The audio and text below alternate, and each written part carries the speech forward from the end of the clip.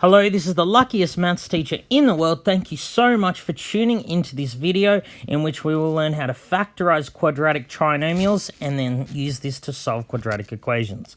So we had a video before on binomials, which was 2 terms.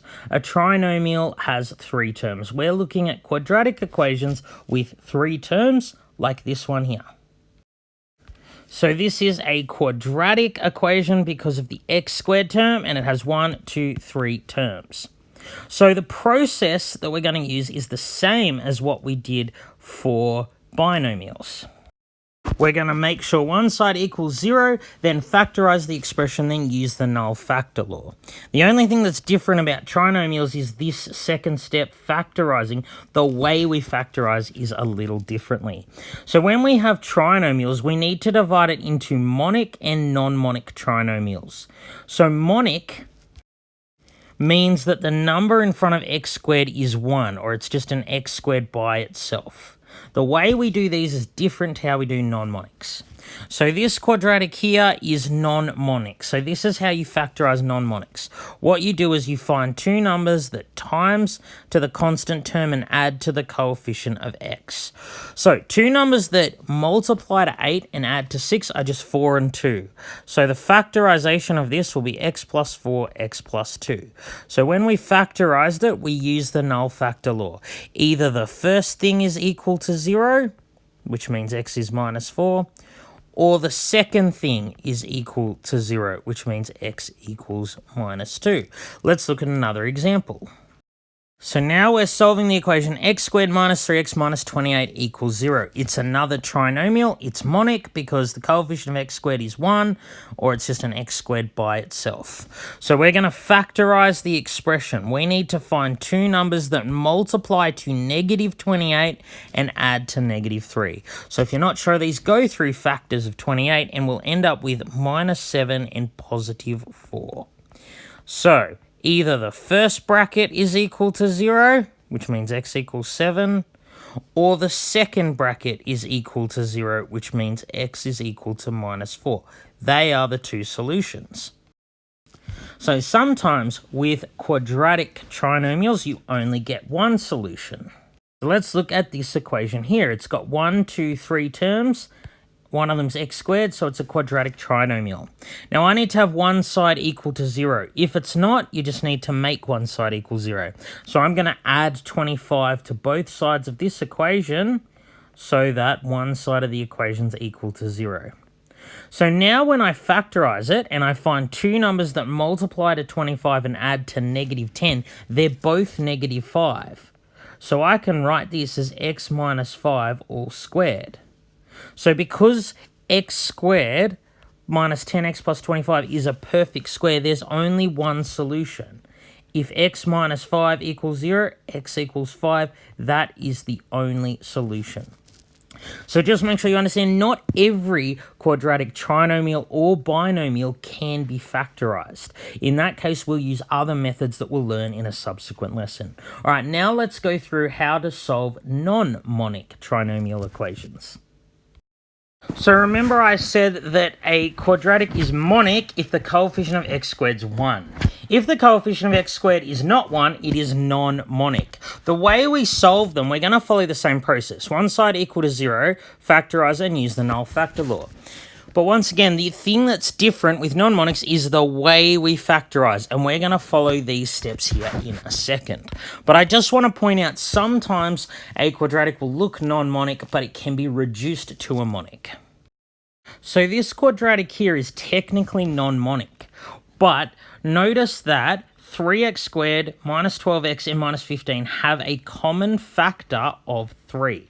So I can take out the highest common factor, and then I'm left with this. Now, what is left in the brackets? This is a monic quadratic, so we could just factorize it like normal. 2 numbers that multiply to negative 5 and add to negative 4 are minus 5 and 1. So the 2 solutions here will just be 5 and minus 1. So note this 3 here doesn't affect the solution at all. But you can't always do that. Let's look at an example of a non-monic that we can't reduce to a monic. So let's say we want to solve this equation 2x squared plus 19x plus 9 equals 0. There's no common factor between these three terms. This is a non-monic. So we have one side equal to 0. Now we need to factorize. So we're going to factorize using this set of steps here. So when I say multiply AC, A is the number in front of x squared and C is the number by itself, the constant term. So AC here is 2 times 9, which is equal to 18. So now the second step for factorizing, I want to find two numbers that multiply to 18 and add to 19. So those two numbers are just going to be 18 and 1. So what I'm going to do is I'm going to split up 19x. I'm going to write it as 18x plus 1x. And then what we do now is we factorize the first two, factorize in pairs, and factorize the second two. So for 2x squared plus 18x, the highest common factor is 2x. So we write that out the front. So what do I times by 2x to get 2x squared? What do I times by 2x to get 18x is 9. So for the second one, they actually don't have a common factor, x and 9. So I'm just going to write a highest common factor of 1. So then I leave the x plus 9 unchanged. So now it's like I have one term and another term. Both have a common factor of x plus 9. So I write that out the front, and what's left goes in the second brackets. 2x plus 1 in the second brackets. So now I can just use the null factor law like normal. Either the first bracket equals 0, which means x equals minus 9, or the second bracket equals 0. So if 2x plus 1 equals 0, subtract 1 from both sides, divide by 2, and you get x equals minus a half. They are the two solutions to this quadratic. All right, let's do one more example of this. So let's solve 4x squared minus 7x minus 15 is equal to 0. So we've got one side equal to 0. We're now going to factorize. This is a non-monic because the number in front of x squared is 4 and there's no common factor between the three terms. So we're going to use these steps to factorize. So A, the number in front of x squared is 4. The constant term isn't 15, it's negative 15. So AC is equal to negative 60. So the next thing I do to factorize, I need to find two numbers that multiply to negative 60 and add to b, which is negative 7, the number in front of x. So two numbers that multiply to negative 60 and add to negative 7, they are negative 12 and positive 5. So I'm going to write this as 4x squared minus 12x plus 5x minus 15. So note, I haven't changed the expression. This expression and this one are the same. So now I'm going to factorize in pairs. I'm going to factorize the first two and then the last two. So for the first two, highest common factor of 4x squared and minus 12x. So that's 4x. So what do I times by 4x to get 4x squared? What do I times by 4x to get negative 12x? I do so for the next two terms. The highest common factor is 5. And I get x minus 3. Okay, so you should get the same bracket in each part. Otherwise, you've done something wrong. So then the highest common factor now goes to the front, x minus 3. And what's left goes in the other bracket. So now that we've factorized, we use the null factor law. Either the first thing is equal to 0, which means x equals 3, or the second bracket is equal to 0. And that means 4x is minus 5, x is minus 5 over 4, and we're done. All right, I just want to do one very quick worded problem now before we finish. So now we're going to use what we've learned to solve a worded problem. So the sum of squares of two consecutive even numbers is 52. What are the two numbers? So when you're given a word problem like this, you need to start by defining your variable. So there are two numbers, and I'm going to let x be the smaller number. So we're talking about consecutive even numbers.